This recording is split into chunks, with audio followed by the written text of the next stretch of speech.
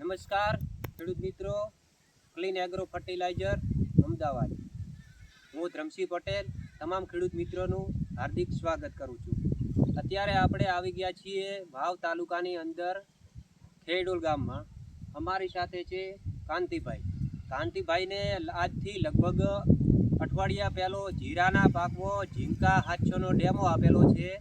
તો અત્યારે આપણે અઠવાડિયું થઈ ગયું છે આ ડેમો નાખ્યાને જીરામાં, અને અત્યારે આપણે કાંતિભાઈને પૂછીશું કે તમે આ ડેમો વાપર્યો, આ ડેમો અને આ બાજુ ડેમો વાપરેલો નથી. આ બાજુ કેમેરો કરજો. આ બાજુ ડેમો વાપરેલો નથી અને આ બાજુ અહીંયા ડેમો વાપરેલો છે. એમાં અને આમાં શું તમને ડિફરન્ટ લાગે છે એ વિશે થોડું માહિતી લઈશું. તો કાંતિભાઈ, તમારું પહેલું તો આખું સરનામું, તમારું નામ આપો. મારું નામ કાંતિભાઈ ખેમાભાઈ, હા, ગામ ખરડોળ, હા, તાલુકો વાવ. તો તમે કાંતિભાઈ અત્યારે જે ઝીંકા 700નો આ જીરાની અંદર ડેમો કર્યો છે એમાં અને જે ડેમો નથી કર્યો એમાં તમને શું ડિફરન્ટ લાગે છે જીરામાં? જીરામાં જે ડેમો કર્યો એ સારું જીરું છે. હા, એમાં પોનેટમાં, બીજે દોણા બેહવામાં સારું છે, વિકાસમાં પણ સારું છે.